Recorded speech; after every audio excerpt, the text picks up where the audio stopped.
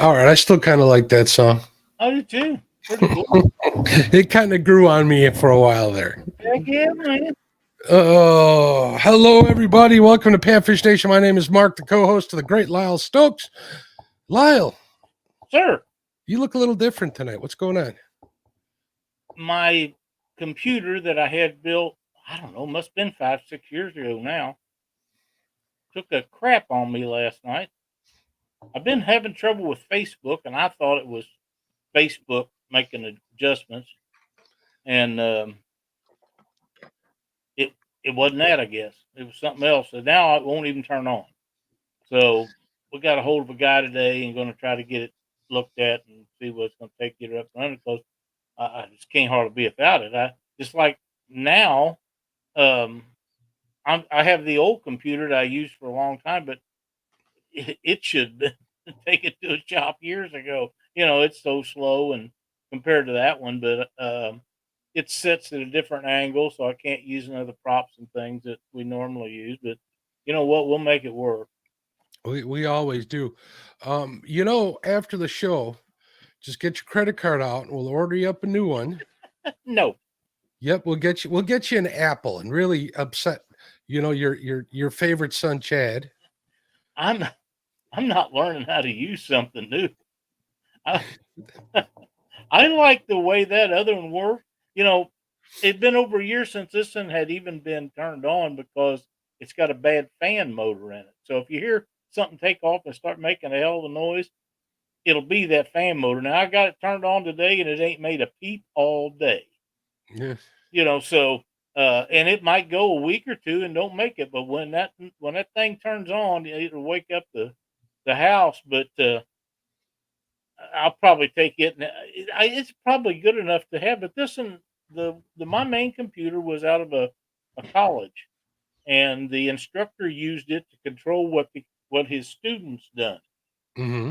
And the guy that built it, he said these are one of the most powerful ones you can get. And I told him, I said, well, I'll be editing videos and doing shows and this and that. He said, you'll never use that up. Hell, that was a lie.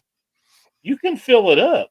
I filled it up with pictures and videos without too much trouble. Well, easy. We're gonna have to reel it in. We don't want to hear about the pictures you got on your hard drive. That might get you in trouble, Lyle. Fishing pictures. Lyle's got like the world's greatest anti-Mopar meme collection on his old computer.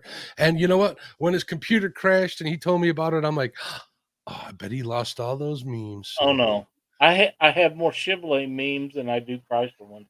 I I, have a nephew that has a Chevy truck that he takes the truck pulls and does pretty well with. uh-huh. And about 4 years ago, he would send me memes about Fords, and I'd send him ones about Chevrolets, and we'd go at each other every day. And one day he messaged me, "That's enough. I can't take it no more. You got more than I do." Yeah, computers like we were talking about. I'm a firm believer that there's something called Oh, planned absolutely, obsolescence. Where absolutely. they're made to allow for new ones to come out and people to want to buy them or Yep, need to buy them for yep. most. Well, like I say, this was the guy told when he built this. He says you'll never use up all those improvements in that. Well, I just Yeah. about have. So I either got when this guy looks at it, I'll ask him about that. But I don't know whether to make that internal. But I'm thinking just get external hard drives and use them. Yeah, I, that'll work. huh? That'll definitely work. If something happens, you'll always have those Yeah, external drives. So backups. Yeah, and I've asked you to talk to you about it. And I talked to Josh about it. Josh is pretty knowledgeable too, and I just never have done it. And now that I've had a problem with it, business probably pick up a little bit on getting that stuff done. well, we'll get it figured out. Where I was going with that planned obsolescence was that it never gets out of what you never need to replace it. That's pan fishing. Wow. That's right. And you never have to get the newest And Mark, version of I watch a lot of videos when I get up in the morning till my eyes adjust, and then at night a lot of times I'll watch videos and stuff, and it's either about catfishing or about pan fishing. And there has been the last couple of weeks some pretty good panfish videos come out. there's Ryan from Setting Hooks and Crosses Eyes. He says, Chevy, fastest production vehicle, over 233 miles an hour. The You're right Corvette about that. ZR1. Ryan, I sent him that video of that, I believe.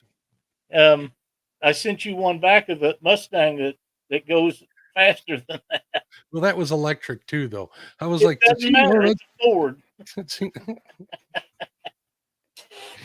Anyway, we could go on and on about this. How's the weather out your way, Lyle? It was a beautiful day today, Mark. 85 degrees around there, something like that. And we're going to have about 10 more days of it, looks like. But, man, we really need rain. Them Corps of Engineer clowns lets all the water out of all the lakes this time of the year. They call it winter pool. And then we don't get no rain until we start getting the flooding. A lot of the ramps are, again, unusable because of that. And the guys they need to leave it alone. I don't know what the hell. I don't know why they do that. They're just ass hats. They don't, half the time they don't know what they're doing either. No, and I'll tell you something. I've been into it with some of them guys. And one guy told me one time, he said, well, let me educate you on how that works. I said, first off, you got to have an education before you educate me about anything. And boy, he didn't like that. And I didn't like him right off the bat. So there we was. I can definitely see that happening right here. Oh yeah. So Lyle, I went fishing yesterday, bud. And how many did you catch? Well, I got probably my last flathead of the year. Oh. And I ain't gonna lie, I wasn't even targeting catfish. I caught him on 6-pound test and a blade bait, Lyle. I seen your pictures, and I know that had to be pretty cool. That was a fun little fight. And of course, I wasn't live streaming or video recording or anything, so that's the way it goes. But it was when that fish broke the surface, I thought I had gotten hooked a carp in the mouth. It was fighting like it was hooked in the mouth, not like when you get a carp in the back or whatever. Right. And I'm like, oh, well, this ought to be fun. And it was fighting like the Dickens. I had to wrestle one-handed to get my net out, got my net out. When that thing broke the surface, I was a happy man. I'm like, oh, we're going to squeeze one more out of 2024. So we're going to count that one, even though it was counted on accident. So you know what? It doesn't matter. You if you have it in the boat or on the bank, it's a caught fish. I agreed. And it wasn't that big a one. I didn't even weigh it. I'm gonna catch between 5 and 10 at the most. So, but still, it was fun to catch. And you're gonna love this. I saw him on live scope, and I cast it to him. And as soon as I got that bait over his head, man, he smacked it like. I'm not gonna say. I was gonna make fun of somebody, but we're not gonna do that. I'm trying to be a better person in 2024, Lyle. Well, it's almost over, so you can if you want. This is true. This is very true. And then I got 2 small walleye. They weren't keepers or anything. Didn't even bother taking pictures of them. Our limit, we have a slot here. It's 14 to 18, so it's got to be between 14 and under 18 inches, so 7.99 inches, whatever you want to call it, and then 21 over 24 inches. So is it 24 or 26? I don't know. Close enough. If I call like a 24, it's probably going to go back anyways. Maybe. We'll see. Yeah, I understand. And then I got a lot of bluegill. I went into the channels over here, looking to see if the crappie came in yet, and they haven't. But I was using. I had 2 rods.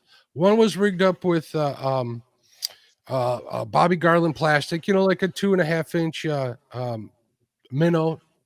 More like a shad type bait, because right now everything's feeding on shad.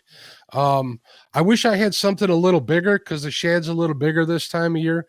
It might be better, but there were no crappie to be had, so I didn't do that. But I did the second rod I had hooked up. I used that little search bait, the Berkley Gulp. I always have one of those out there, because I was getting tapped on that. I was getting tapped on that Bobby Garland, so I got to see what it is to know what I'm dealing with. So I got them out there, and I killed so many little dink bluegill. It was ridiculous. I had to catch 30 of them in about an hour's time. It was a lot. Wow. After I caught like 5 or 6, I'm like, well, I know they're here. Let's try something else. So Dan Thompson, who is a member of Panfish Nation, he was a member when I had my membership on Catfish and Crappie channel. I did close it down since I was taking a break. I only thought that was fair. We may start that up soon, but he is a member here on Panfish Nation, and we appreciate him. He sent me a few things, and one of the things he sent me were some Euro Tackle Micro Finesse. These are called Dark Night. They're 0.6 inches, and they're supposedly pheromone scented, and it's going to be hard to see them unless I take them out of the box. So there's the packaging. You can kind of see that. I only used one. I caught like 25 fish with just one of these little suckers. But Lyle, what do you know about these? Look at these. I haven't seen any of them. Give yourself a full screen. All right. I see why I didn't. I never logged in. That's why I don't have no power. Here we go. So I was using these. Can you guys see those? The kind of the effect. They look kind of cool. They look like house flies, Lyle. Yeah. I like to have one for a fly rod. Little plastic house flies, which I probably will use when I start fly fishing. So I'll throw one on there too. But I tore them up with these, and I went through a whole one, which kind of made me feel pretty good because these Euro tackle baits aren't the cheapest ones. Oh, what happened? We lost Lyle. He must have hit the wrong button. These Euro tackle baits aren't the cheapest ones, but they work, especially the micro finesse stuff. Here he is. Let me let him back in here. I used the heck out of these when I was ice fishing, and I use them at the beginning of the year. All their micro finesse plastics are pretty good. If I'm not mistaken, the guy who owns Euro Tackle lives out this way in Chicago. Don't quote me on that, but they got good stuff. It's not the cheapest, but it's different. A lot of their stuff's different than what you're seeing out there. So if you guys get a chance and you want to try something different, get you some of these micro finesses from Euro Tackle. So what do you say? I say hello to everybody, Lyle. I think that's an outstanding idea. All right. You're a little low volume wise. So I see Annette's catfish. Let me hear you. The better. Yeah, it's better right there. Annette's catfishing. What's up, Miss Annette? How you doing? There's the ladies over at Benoit Fishing Outdoors. Man, they did a video with a bluegill catch and cook. Look pretty good. It did look good. I haven't seen it yet. I was pretty upset that all them bluegill I caught yesterday weren't big enough to take home and fry up. But there's always tomorrow. Calvin Lassiter in the house. What's up, Calvin? How you doing? Crappie Day, Darren's a member. Thank you for your support. There's our buddy Danny Stone Outdoors. What's up, Danny? How you doing? Riverette 3030 in the house. Hey, Ernest, he's always killing flathead out there. I believe he's in West Virginia. I'm sorry if I got that wrong, Ernest. And there's Miss Chrissy Brown. She's joined us today too. What's going on, everybody? Let's see if I missed anybody in here. Lisa Elliott was in here. She might not be talking. Air Run was in here. Schmieder of the Cedars. I seen type something in there. Let's do a little catching up here with chat. Let's see. Aaron says river crappie are fun. Seems stronger than lake crappie. What's the difference in y'all's opinion? I think current has a lot to do with it. Them living in current, they don't actually live there. They're going to hide in not so much current. But, they're traveling, they're hunting in current. Of course, they're going to have to be more aggressive. And, survival of the fittest is the one that breeds out the weak ones, the ones that aren't very strong. So, yeah, definitely. Oh, and of course, Ryan from Setting Hooks and Crossing Eyes. He's been killing it all year this year. So he got himself a dandy walleye while he was out flathead. Yes, he did. That was a giant. I see Benoit Fishing Outdoors has made a post. I can't get him on there because I didn't sign in on this computer, but she said the fall brawl for walleyes at almost 500,000 total payout with almost 12,000 anglers. How? That's got to be over multiple places. I'd have to think. Did that leave Sandusky? Is that where that leaves? I don't know. I never heard of it before. But Well, That's a big deal. the Fall Brawl is the big one. I believe that's on Erie, if I'm not mistaken. Hey, Danny Stone has joined us. What's up, Danny? Hope you're feeling good, buddy.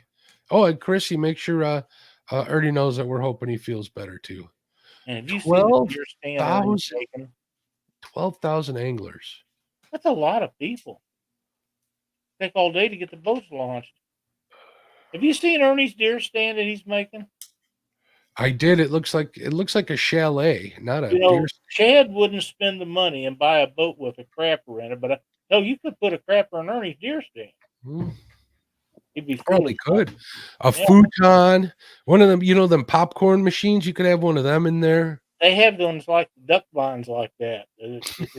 They do. Some rich guys that's got all the money in the world, doctors, lawyers, baseball players from St. Louis and Kansas City. They go up there around Winfield and they'll buy a complete farm just to put 2 or 3 of them pits in there, and they have a chef come up and fix their meals for them. Honest to God. You mentioned. Let me tell you a story about yesterday and me and a duck blind. Right? We got duck blinds on our river here now, right? And they pop up, and you don't even notice them. They do a good job of hiding them pretty good. Well, that's how you get duck. I put my talon down, and I go to relieve myself off the side of the boat, and I look up, and there's a bunch of guys staring at me while I'm relieving myself off the side of the boat. They were laughing. They're like, "When you're done, man, get out of here. We want to shoot some geese." Oh my God! I tell you, most women require a bucket or something to relieve themselves. And in populated areas, I've begun to do that myself because I just don't want to wait anymore, and I don't want to hang things over the side of the boat. Here a while back, I almost fell out of the boat doing that. And you know what? That bucket looks pretty damn good. So that's what we're using from here on out. There you go. That'll work out. Last week we were talking bidets. Now we're talking portable toilets today, Lyle. What is going on? Yeah, I think we're still. See what happens when I go on a diet? We don't talk so much about food and we start talking about other things. I'm into that food business, not so much today, but normally. So yeah, that was my story yesterday. So it was a good day fishing. I was out there. I got rained on a little bit. I parked under a bridge while it was raining, so it wasn't too bad. Didn't catch anything while I was under there, but at least I didn't get wet. I can't. I can't highlight. Is that the one you wanted to highlight? No, Benoit. All right, it says, Mark, try peeing in a bucket. Cold weather does not help trying to shed layers.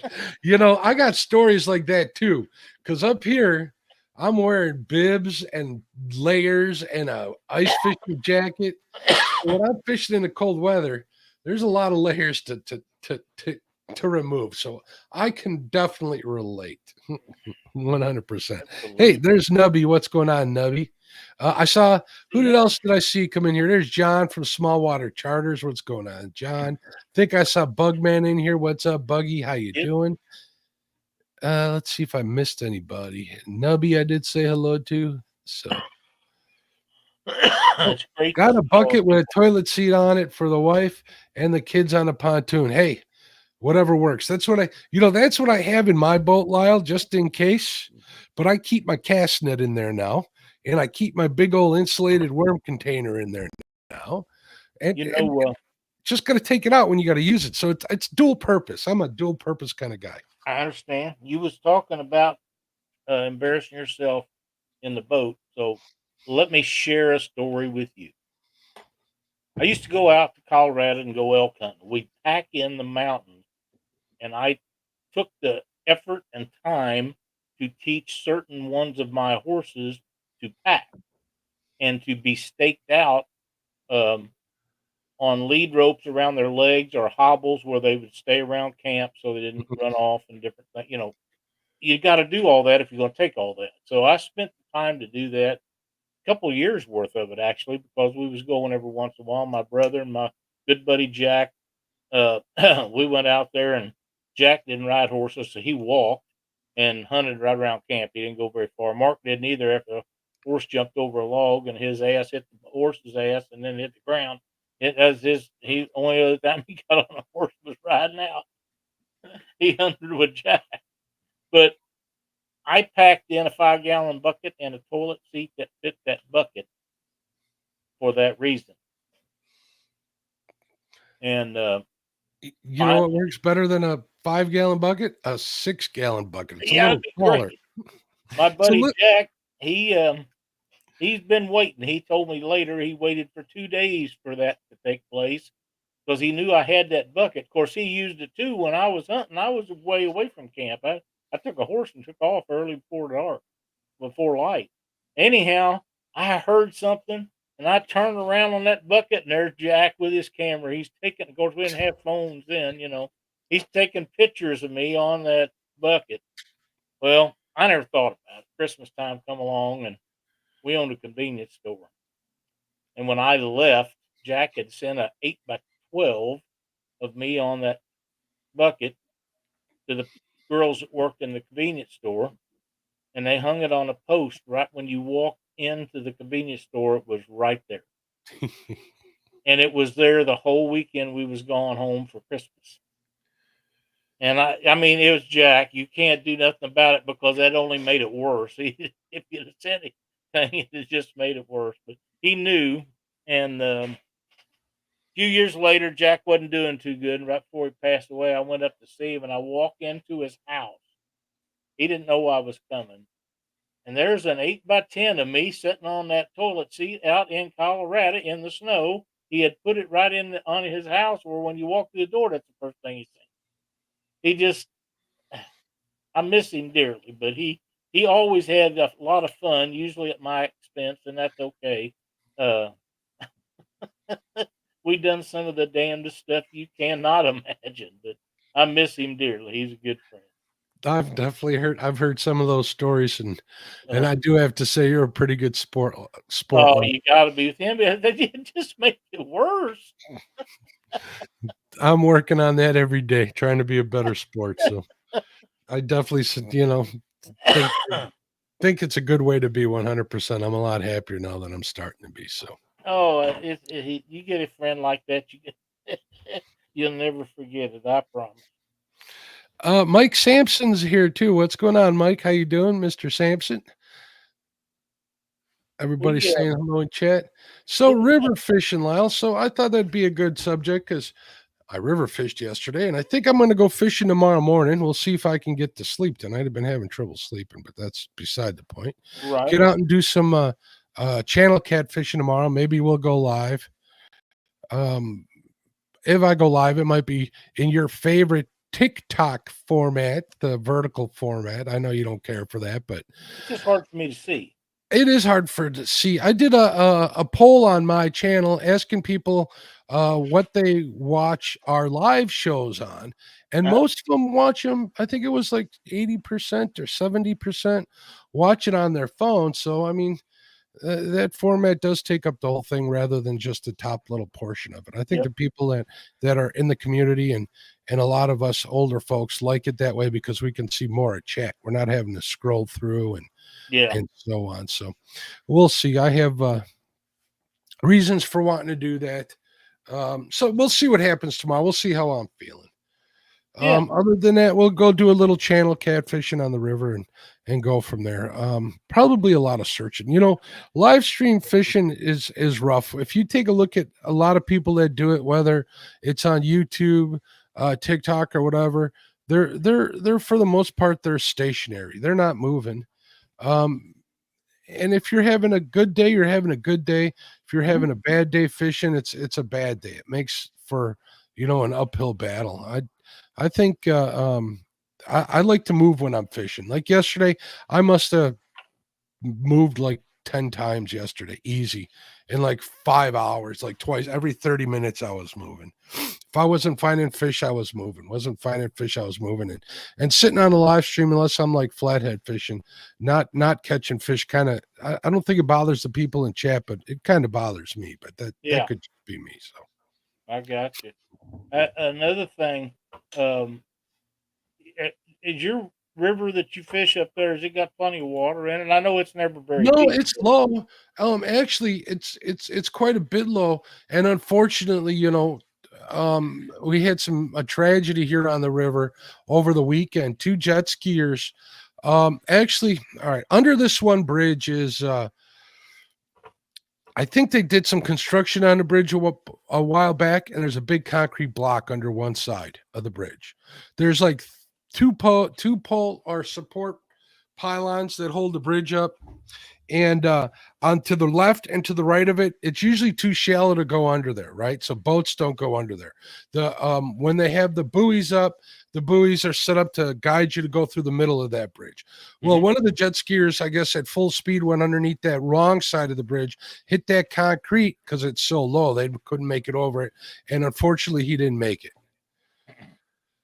So yeah, we don't have a lot of water. That's what happens. So if you're out there, whether it's on a jet ski or a boat, not only are you worried about finding fish on low water, you got to worry about your safety and your equipment and all of that stuff. So I wanted to bring that to everybody's attention.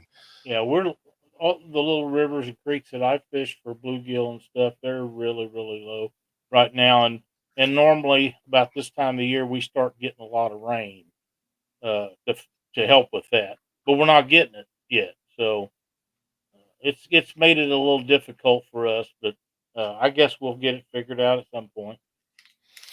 Ryan says our river is extremely hard to fish. He's not kidding. Bunch of reasons, but I'm not going to start listing them to put on an excuse t-shirt. Remember those excuse t-shirts? Put it on a fishing excuse t-shirt. I'm not going to start listing. I think James Dockery wore one for a year. What were the excuses on there for, Lyle? I don't remember. I should have wrote them down, I guess.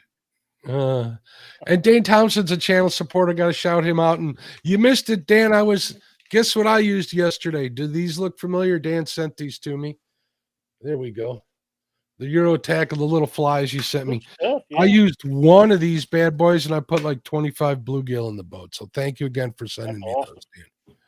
That is amazing. 25. That's a great day. I don't care if you caught anything else or not. And I know you did. So, Benoit Fishing Outdoors, it's still dry and low here in Ohio. That's what I hear. We're still warm enough, Mark, that I have had a great interest in something and been wanting to try out. We'll be warm when you're iced over, probably, but that's part of the deal too.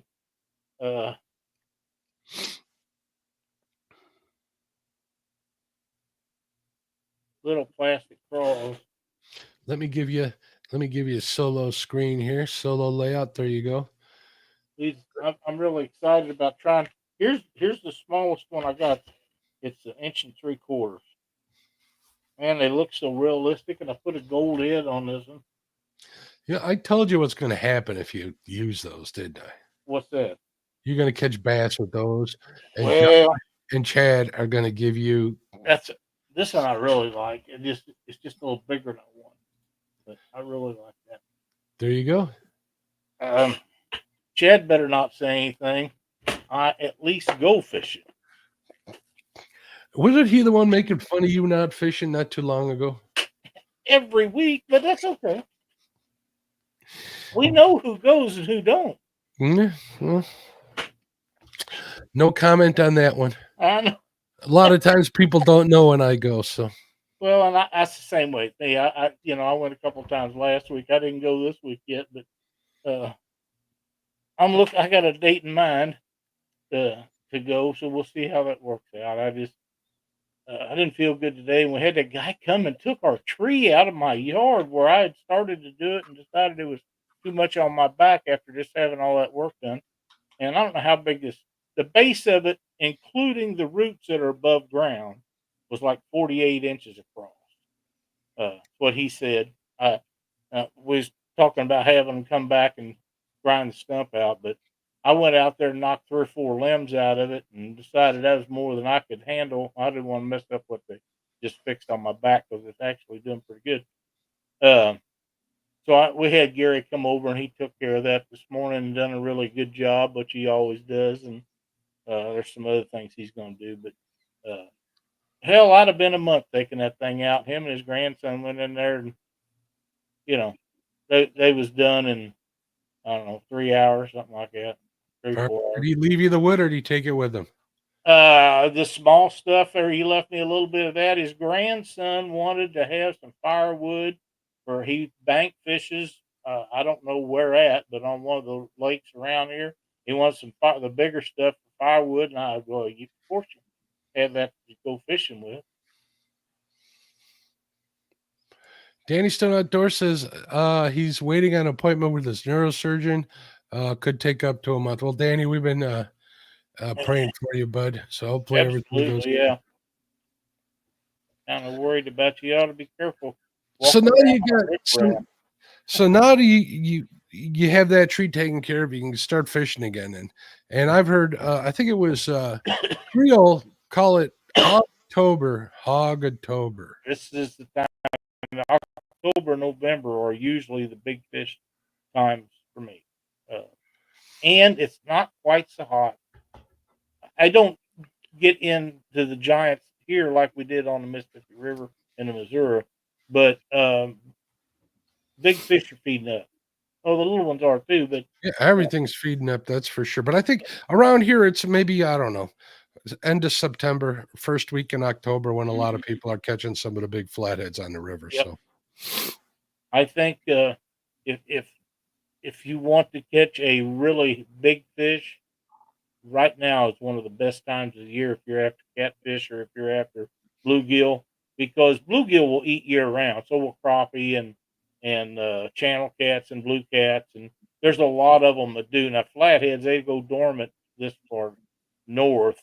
They don't down at Wheeler Lake and places like that. I've been in them winter blues on Wheeler tournaments, and Bink and Janet caught a 78-pound flathead down there. Got big fish that year, and I don't think they won the tournament, but they might have. They might have won the tournament too. But anyhow, that's a big old flathead to be coming out first of January. That's a big fish. Big fish. Put it back in the water after the tournament, ended up falling in. He couldn't get it to turn loose of him. He fell in with the fish. But it didn't matter. He'd won enough to go by him, and he said it closed. All right, let's back on the river fishing topic at hand. Our river's pretty hard to fish. Finding crappie outside of a couple times during the year is pretty difficult. You'd never really get on them like you do on a lake bite, like I do up on the chain. Even when I was up on Mendota in the spring, the crappie bite was definitely there. The bluegill bite was better, so I kind of stuck with that because, man, I ain't never seen bluegill that big with my own two eyes. Seen them on YouTube, but never that big in person. But as far as like our river goes here, basically, I was finding fish in the channel. Turned out they were white bass in the channel. I was marking a lot of fish in the channel, like clouds of them, and they were moving a lot. So what I'm learning with my electronics is if those fish are moving this time of year, they're probably white bass, and they're fun to catch, but are they worth chasing all over the river? Not so much. Another thing that I've learned in the last couple of years is if you're not finding bait this time of year, you're not finding fish. Because just like you said, I don't care if it's catfish, I don't care if it's crappie, or you know what I mean. It don't matter. Like you said, they're feeding up. If there's nothing for them to feed up on, the fish ain't there, or they're not eating. So always look for the bait fish, whether they're breaking surface. The other fish are not going to be there. Yep, or whether they're breaking surface or you're finding them on your electronics. So that's right. Welcome, Greg Burgess. Glad to see you made it in tonight. Hi, Greg. The another thing is the water gets colder, Mark. You have a sunny day and the sun's real bright. I'll head to the rocks after blue because the rocks will warm the water up around it, and the bluegill will come up after something to eat themselves. And if you're chasing catfish, they'll be following them because the shad will be up there too. You know, if whatever way the wind blows, it'll blow the stuff that the shad eats up into the cove that you're in. And around here in the wintertime, the shad are always in the back of the cove or in the mouth of them or somewhere. And Mm-hmm. there's a lot of times you can go in there and have side imaging on your depth finder, and it'll just turn white, and it's shad. That many of them. We're not fortunate to have that much shad here in the river system. It's just as hard to find bait as it is to find flatheads, unfortunately. But I know some guys got it dialed in and tuned in, and I got a couple of tips, but I haven't really even went out to try. I haven't flathead fished enough this year to be after the thing, and now that after them as hard as I couldn't. And they really like warm water when it's cold, and then rocks will warm up and hold heat all day as long as the sun's out. Yep, and you know what? That's exactly where I caught all my fish yesterday, Lyle. Right on Rocky Shores. Mm-hmm. That's where I was finding all of them. They were there, even an overcast day. They were still all on the rocks. So definitely a good tip, no matter what kind of fish you're chasing. Hence, you know, the small little walleye I caught. There was still walleye there, but there was also that flathead was there too. So if that little guy was there was probably a bunch of channel cats out there too. So we might try that tomorrow. So that little flathead was after him a meal, no question. He was just kind of chilling on that live scope. He wasn't worried. He was hiding behind by this rocky shore where I fish. There's a mess down there. It looks like somebody threw a couple pallets in the water. They don't put fish cribs in the river, at least not in ours. So I happen to know where those are at, and that's one of these places that when I'm searching for fish, I'll stop regularly and check out. And I got that live scope down there, and I saw that there was fish on there, and I saw there was a big one. I didn't think it was a flathead. I thought maybe it was either a really big walleye or some carp down there. Not that carp kind of lay dormant. They kind of searched, but I had no idea what they were. But it was hiding near the rocks behind that pile of rubble, and he definitely was down there. He was on it. I'll be checking that spot from now on for flatheads. So, heck yeah, and other fish. Structure. I'm sorry. It's structure. Yeah, like anything. It's old structure too. It's been there ever since I can remember fishing out there. That's the kind they like. The older it is, the more apt you are to find something on it. And I also lost about $10 worth of 3/8 inch or 3/8 ounce jig heads too. That's how much structure I was fishing. How deep was that thing?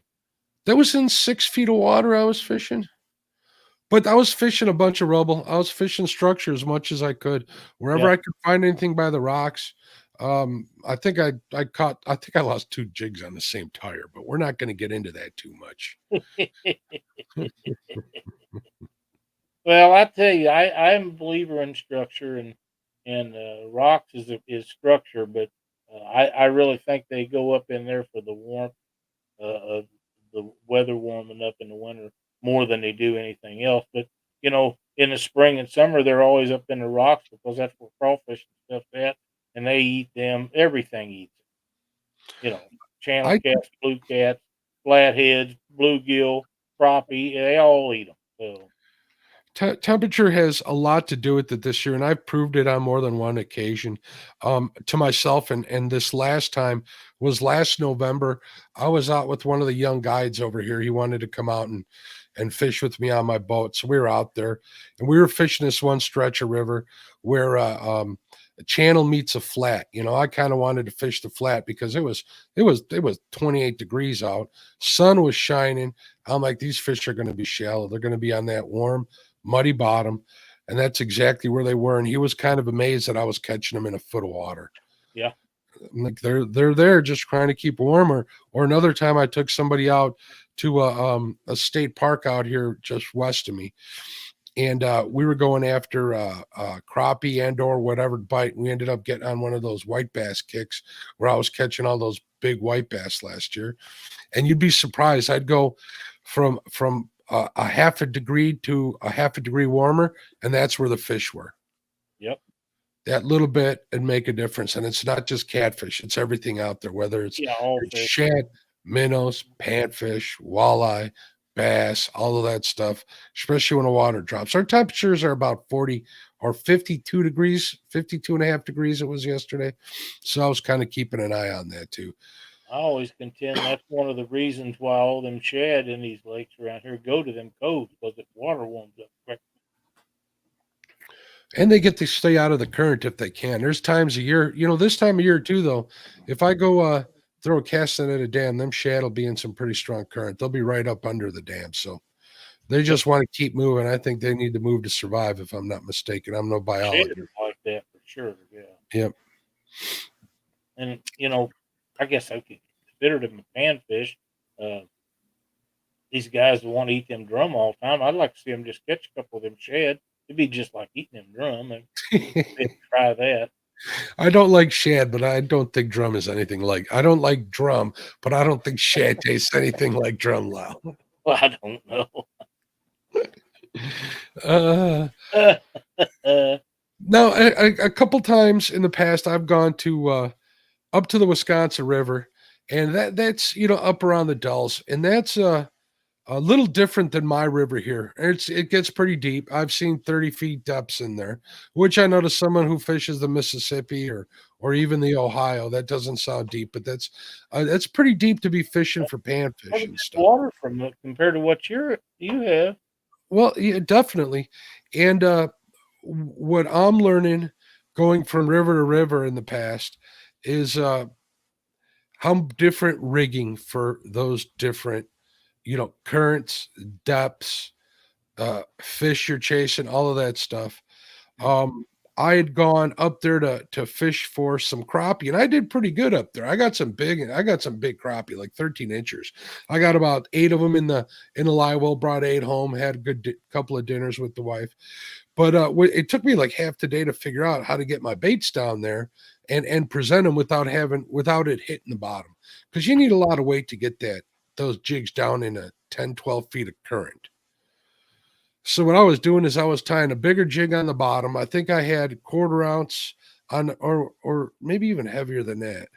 Maybe I had 3/8 ounce jig on the bottom, and then I would tie a lighter one, like a 16th ounce, on a dropper loop about, I want to say maybe a foot up, with the dropper loop being maybe 8 to 10 inches long. And that was a ticket. As soon as I figured that out, they were biting on that top one mainly. I got a few on the bottom one, but I guess you could set up a drop shot that way too, with a dropper loop on there, and put that jig on there. I guess that would work too. Since I've started doing that in those situations, I have seen some people do it on YouTube, namely Richard Jean. I saw him do that. I'm like, makes me feel good that I figured that out all on myself. So yeah. That's Ryan's going to send you some shad chips, Lyle. I think I'll pass on that, but okay. Not sure what that is, but I'm pretty sure I don't want any of it. Also, what else did I want to? I was doing a little cleaning today, and I came across something else here. Or something totally different. Hold on a second here. Came across these Sac-A-Lay Slayers, which is basically like, what are the little blade baits? Beetle spins. Beetle spinners, yeah. With the crappie jig. So I'm going to try using these too. They're very productive on a lot of kinds of fish. I'm thinking our current might not be too bad. So I might go after some white bass with these if I get on them. I think I can cast to them pretty quick.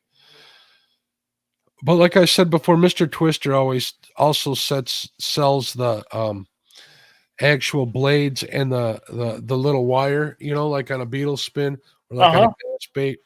Right. That you can pretty much use anything. I can make a change to my camera so I can show that a little better. Give me 1 second here. Okay.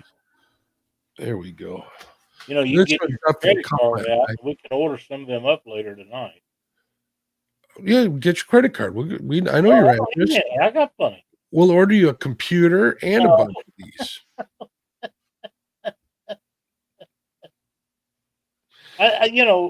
Reputable company that makes them, I believe they'll all work.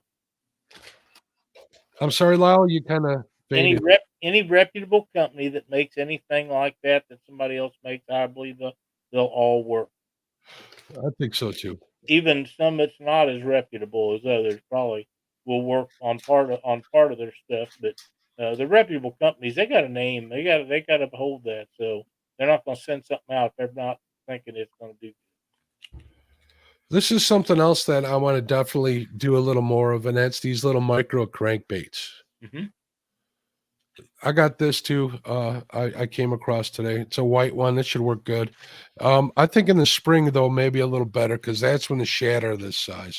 Right now they're a little bigger than that. So I'm a big proponent in silhouettes and matching the size of what they're feeding. I think Right. I think color has something to do with it, but I think size and silhouette have a lot more to do with it. So I agree. I've come across times. I was thinking about this earlier today when I was coming up with stuff to talk with you about tonight on the show, and I've come across really hot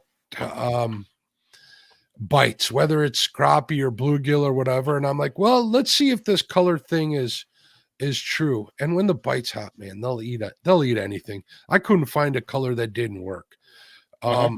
There's been certain times where I have fished with colors. I thought the colors didn't work, and I've changed it over to like one of my confidence baits, like a monkey muck or something, and that made all the difference in the world. So, Right. Yeah, I can see that. all right, Benoit Fishing Outdoors says, gonna start expanding on fish species, adding hunting and more of the outdoors to Benoit Fishing Outdoors. Cool. We'll be watching definitely. Absolutely, yeah. And look at this, Lyle. Lyle, Cindy, how you doing, Cindy? Cindy says Lyle will be another year older Saturday. Ha ha. Just another day.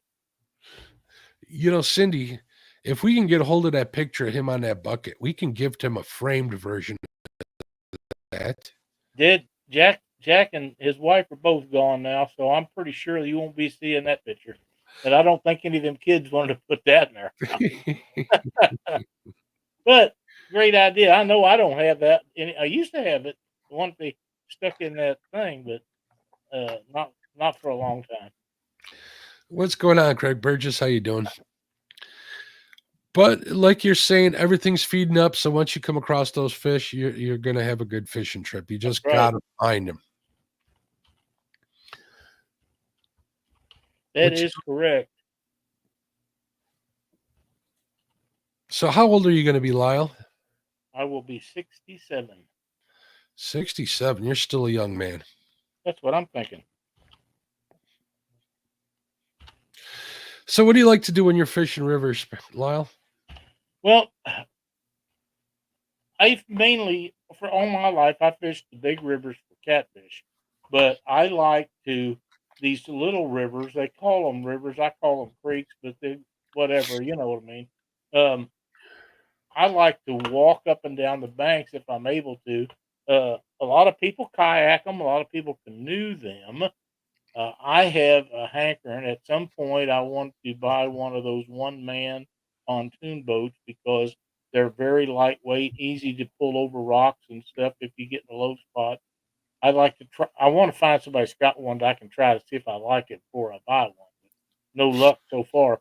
But you can put trolling motors on them, and they'll let batteries last. Pardon me, forever. So it's something to think about. But I like structure.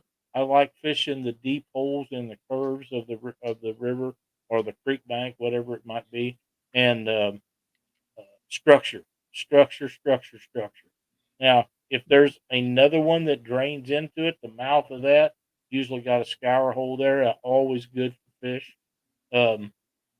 But if you're able to walk down these creeks, rivers, whatever you call them, you'll run into holes, and then you'll run into places where there's no water. And when you get to them holes, usually they hold a lot of fish because the water can't get, or the fish can't get out when the water gets low. So them's usually really, really good places to fish. I know Jerry Parker has some videos out with him doing that, and I know does well with his big catfish videos, but he does really good in those creek videos where he walks up and down. He's like a mule. You can't, no way you keep up with him, but he catches a lot of fish. So if you Yeah, get a chance, go check out he Parker sure does. Pursuit videos. I think Jerry just works harder at it. There's He'll walk 2 miles with a bucket full of bait and oh yeah, nothing of it. yep, no doubt about it. Good for him. And people worry about that now. Um, it's you can't block them rivers off if they're actually a river or a main creek or something. That's public waterways. You know, you might not be able to cross their property to get to it, but if you can find access point to get on it, you can walk anywhere on that thing you want to, and there's nothing nobody can do. Now you can't get off and mess around their property. And the reason that's such an issue is for 100 years, everybody just stowed all their trash out and left it all over them people's property, and they got tired of cleaning up after everybody. And I don't blame them, but a good steward will try to pick up some if he sees it when he's out. And believe me, it's not a problem to see it. There's plenty of it. I went to one of my speaking of that, I went to one of my pond spots. When did I go? Was that on Monday? I think it was Monday. And I'll read that in a second. And it was littered with waste. I had to go over to my truck. I keep a couple of garbage bags in my truck. I darn near filled a 13-gallon like kitchen trash bag Really? up to the hilt in just a little area where I fish over Yeah. there. Ridiculous. It is. Pontoon Jody, what's going on, Jody? How you doing? She says, "Sorry, I'm late. I fell asleep. I had a horrible dream that I skunked and on the Top Cat challenge on Catfish Weekly." She did. Jody, I saw you catch that fish the other night. Was it last night or the night before? It was Tuesday night. That 40-pounder. So you made up for it. Good for you. Congratulations. I was in there. I haven't told you that you did a good job on Monday. So that would have been a great starting fish for the first contestant if she'd have caught that 40-pound fish in that competition. They had to give them boys something to work at. Now, I think it was 40. I don't know what the weight actually was. I think it was 40 something, but that would have give Danny and Jerry and them guys something to work for. And Jeremy Gregg and his girlfriend are both in for the drawing for the next one.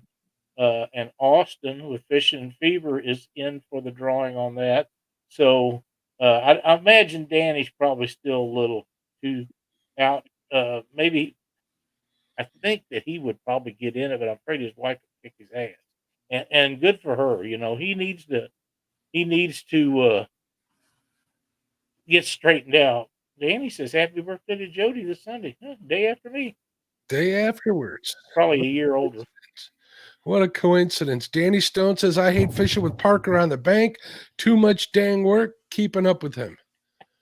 And Danny hauling generators and 20-foot Yeah, that ain't no better.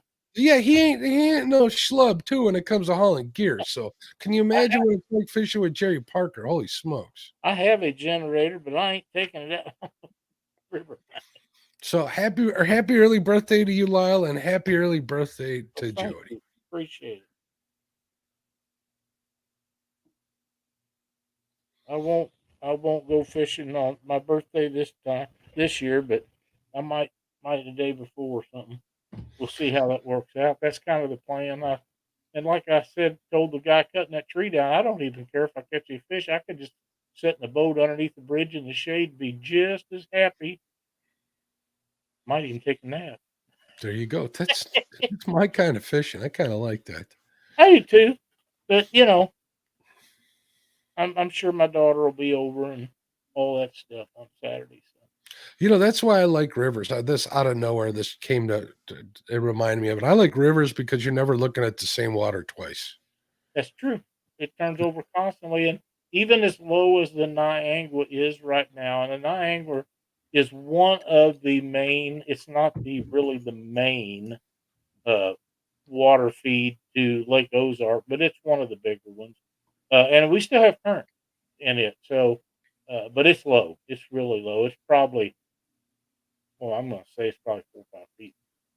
but there's still flow but we're running out of places where easy for me to get to. You know what I mean? Of course, if I can get to them, everybody else knows where they're at. Yeah, well, it is what it is. You gotta deal with people. Might as well get along. That's just You know, life. it's funny you mentioned that. I went to go pull my boat out yesterday at the marina, and a guy had he was hooking up a pontoon boat trailer, so he was blocking me. Right? It was Yep. like they rent a pontoon trailer so people could take their boats home and stuff. Right in the fall. Yeah. And he's like, yeah, just give me a minute. I'll be out your way. I'm like, no problem. Take your time, man. I'll just sit in the truck and wait. Just you're done whenever you're done. And the guy says to me, he says, holy smokes, I ain't used to somebody being that nice when I'm holding them up. I'm like, it ain't worth getting mad. So It ain't. It ain't. just People deal had with trouble. It could have folks. been you the next time. Exactly, 100%. It has been me at the past, so too. Yeah, I've had that happen to me. Boat wouldn't start, or different things. It was a couple years ago. I had that boat that had that water and the gas, and I went through all that. And you had to sit here and run it to the house. You'd take it out and drop it in the water, and the damn thing wouldn't start. You just get so mad, and come to find out, every time it rained or something, more water was getting in it. It was the fill tube on the top of the gas tank. So we've got all that taken care of. But That's good. that was, man, I'd get so mad because you sit there and run it for an hour or two at the house, and it'd run, because there's always a little water you can't get out. And I'd run it low on gas and put stuff in it, and then put a little gas in it, and I'd run it until it just wouldn't hardly go anymore to get all that stuff out of there, and then put gas in it, and it'd sit there and run, and I'd idle it up and all that.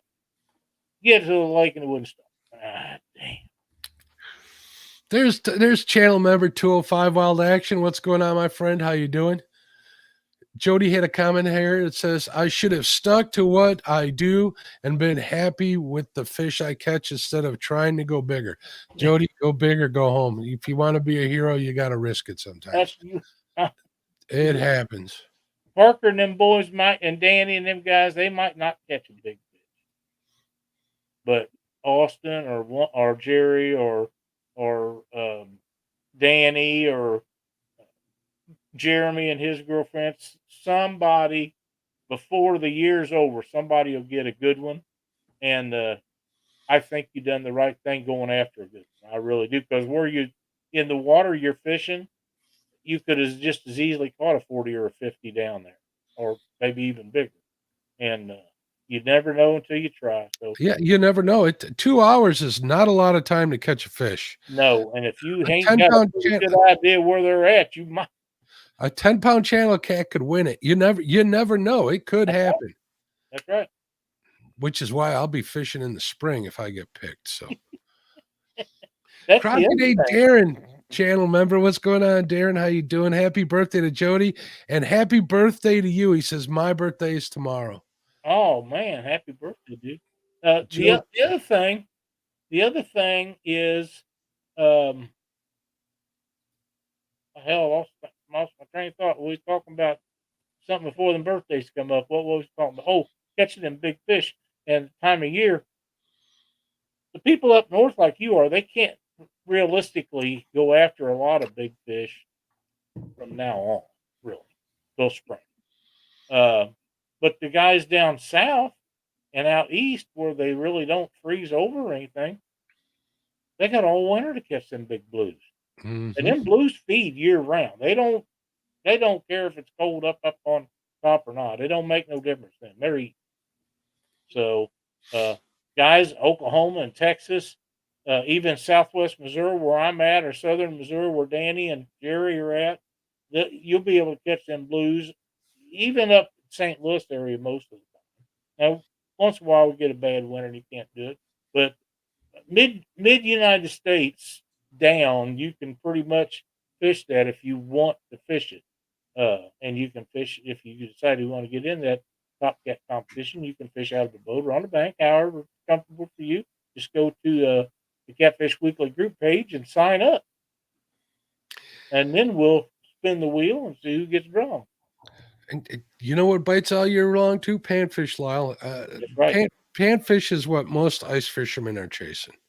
Yeah, and I know some guys that ice fish channel cats on the northern lakes, and they do really well. Something I really don't understand. It doesn't make me mad because we know where there's some really good channel cat fishing, but most of the people in the northern area, they consider channel cats trash fish. They don't eat them, which that's why they're the size they are. Well, You know what I mean? they don't get rid of them. They just don't take them as often. So it's Right. it's different. Can't everybody any bank fisher? If you're looking at a riverbank somewhere that's got fishermen on it, they're catfishing, Lyle. I don't care what anybody says. A lot of times you'll have guys out there casting for whether it's for walleye or bass or whatever. But a majority of the time, if you see people sitting on the bank, they're still catfishing up here, and they're happy catching what they're catching, whether it's a big old flathead they trip over or channel cats. People are enjoying it 100%. And there you got the guys chasing panfish out there. I've met so many pan fishermen in the last couple of weeks. It's been kind of ridiculous. Got some tips and stuff. So it's kind of good to get there. So we'll see if we can't make that trophy of 3 1-pound bluegills hanging off my wall happen in the next couple of years. That's something I'm shooting for. So The $64,000 question is: Are you ice fishing this year at all? I might go out. I still got all my gear, but I'm not gonna do anything ridiculous. So I might get bored. I might get, stir crazy sitting in the house, tired of shoveling snow or running that snow thrower, and I just might want to go fishing. So I still got my auger. I got my whole case of rods and stuff. There ain't nothing to go out and get some wax worms and put them on a jig head and go after some panfish. If we get a cold enough snap here, I can get on these little local ponds. And it's not like you got to walk with 150 pounds of gear a mile out under the ice like you do up on the chain to get to any decent spots. But it could happen. I'm not going to say no. Right now, I'm not looking forward to it. I'm not like these guys on these ice fishing forums that have been chomping at the bit all summer long. Yeah, They'd rather ice fish. There's guys out there that would rather ice fish than open water fish. It's just like anything else, Mark. It's in your blood. That's what you want to do.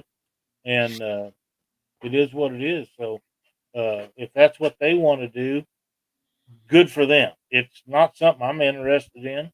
Kind of like getting in a kayak. It ain't never going to happen. Here's a segue for you, Lyle. If they're into it, fine. More power to them. This is America. That's right. You can do what you want. And you know what? Go out and vote, folks. Early voting started this week. We got 2 weeks from yesterday till the election. And even though you might not vote for the same person I do, get out and express your opinion. It's something that is a right to do. You don't have to do it, but if you don't vote, you should never anybody ever hear you bitch about who's doing what in politics. Me, on the other hand, I got that right because I'll be right up them polls doing what I need to do. As I did today. So I just want everybody to get out there and vote 100%. Let me read this comment from 205 Wild Action because it caught my eye. It says, I like the river because it leads to somewhere. Great analogy. I like the rivers too. I really do. Some of them I like better than others.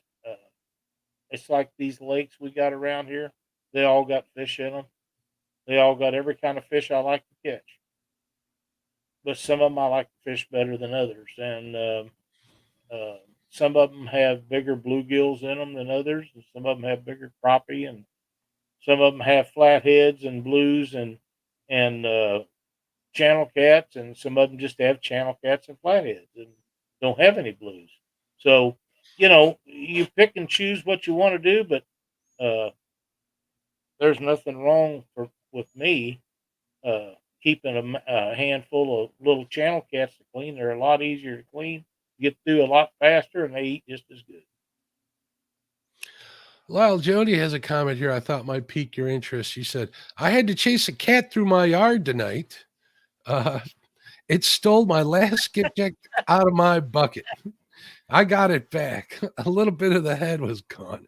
But of the cat or the fish? I thought that's how you'd answer that. Well, Yeah, well, no, don't go there. Don't go there. I have a thing. So well, how do I want to say? Yeah, okay, good.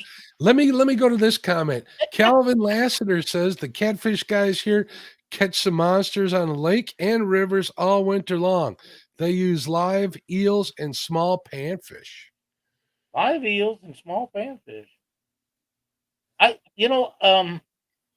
Every once in a while when I was a kid, my brother had a boat. I'd go with him. We'd go down the Mississippi River down below the Barksville Dam. Every once in a while we'd catch an eel out of that river. And I haven't caught an eel probably since the 1970s. I'm going to guess. I don't know if they all got caught up or they moved and went south or north or whatever they do. But I haven't caught one in years and years and years. And I know the guys out east, they have access to a lot of them eels. I seen a guy's video today where he opened up his live well. It looked like he had 30 of them in that thing, squirming around there like a bunch of snakes. They're expensive. I've seen some guys out there in TikTok land pay a lot of money for eels. I don't know exactly how much, but I remember maybe last year I heard somebody mention what he paid for a bunch of eels. I was like, that's crazy. Yeah, you have to damn near be guaranteed to catch a fish with them. Pay that much money for them. Well, skipjack's got to be just about as bad, Mark. Well, you can catch skipjack. Yeah, but the guys that are paying for them, the tournament guys, if they get someplace they can't catch them, they're going to pay out the butt for them because they have got extremely expensive.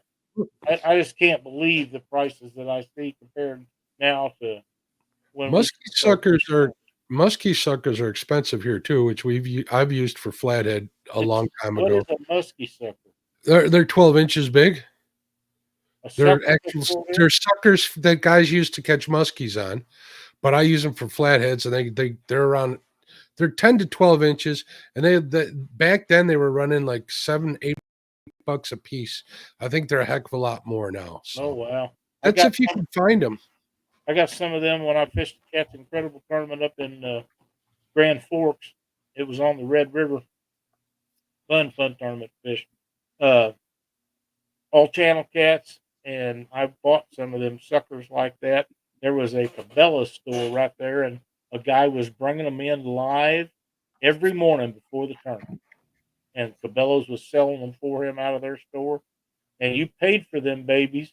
But, Mark, I tried to bring some of them home. They're the biggest suckers I ever seen in my life. I didn't know suckers got that big. Oh, they get big. They get every day. I've seen 7-pounders come out of this river. Oh, my God. I never seen nothing like that. It was a state record, too, and we cut it up and used it for bait before we looked it up in the record books. Look at all the chokes you can get out of that thing. The two different kind, I think one's a regular sucker and the other one's a red horse. Don't quote me on this. Yeah. Both state records were caught by two brothers out of the same pond in like southern Illinois.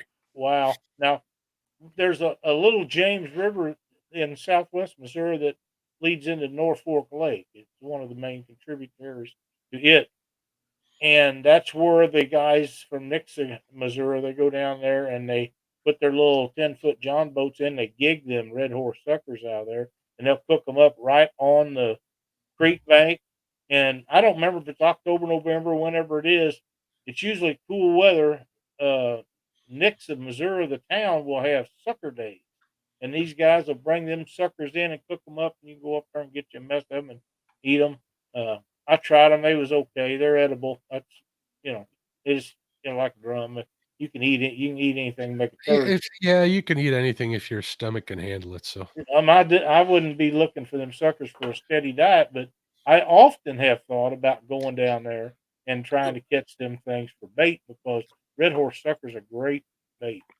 The bait shop that sells those muskie suckers, he'll freeze the ones that die on them, and he'll sell them to me for like $1.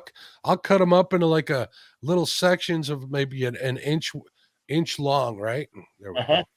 And they make great channel cat bait. I'm telling you, they're fantastic, 100%. One more thing before we go, Lyle. We're over an hour already. We're at 1:10, but that's good. Yeah. It means we're having a good time. There's a YouTube channel that I recommend if you guys don't watch him now. Only reason why I'm recommending it is because him and his wife were out pan fishing on the Mississippi River, Lyle. Mm-hmm. He was catching them in front and behind Wing Dam, and he's up in northern Wisconsin, so he's fishing up north up there. And they're doing what now? He was catching bluegills on the Mississippi River, right behind Wing Dams. Very cool video. Him and his wife were having a fun time. They caught a mess of them. They caught a mess of them. I'll send you a link. Yep. They caught a mess of them using just little pieces of night crawlers and 16-out jigs and just free floating them down there. And I think there's some deep water too. But he explains exactly what he's doing. So if you're fishing big river ones, that's a good video to watch. So check out. I think it's his latest video on the YouTube channel Angler X. This guy's a pretty knowledgeable fisherman. He knows what he's doing. He's one of the guys that if I was up there, I'd want to fish with. I think we need to have a show one sometime when we're both going to go after bluegill. One of us use night crawlers and one of us use redworm. Because Dieter Melhorn and I got into a big argument on a show one night about red worms, little red wigglers, and night crawlers. And I said, shit, I wouldn't waste my time with them little red wigglers. Some of them are real tiny. You won't even fit on a hook, you know. But you don't know what you're getting in every box. Well, a night crawler, you got a pretty good idea. All you got to do is have a chunk of him about that big. You're good to go. So that's what I prefer. But the thing about the red worms is you can get the kind that you don't have to keep in your freezer or refrigerator. And that's kind of handy too. You don't have to worry about putting it down there where you can soda pop, all that thing. So there's advantages to everything. I think Dieter just wanted to argue with me. Have you seen his social media posts? Yeah, I think he just wanted to argue with you. I haven't seen anything from him lately. Wait, the election's getting close. Anyways, you got anything else, Lyle? I do not. All right, everybody, get out there and fish. God bless you. Happy birthday to everybody. Happy birthday to Jody. Happy birthday to you, Lyle. And I believe it was 205, right? It was his birthday coming up too. So happy birthday to everybody. And remember to pray for everybody that needs the prayer. So that's right. And there are people out there that do. Thanks for watching the show. We'll see you next Wednesday night. So check out Angler X on YouTube, and I may go live tomorrow, so make sure you're subbed to Catfish Weekly channel. And if I get out there, I will go live, folks. All right, we'll talk to you later. Bye.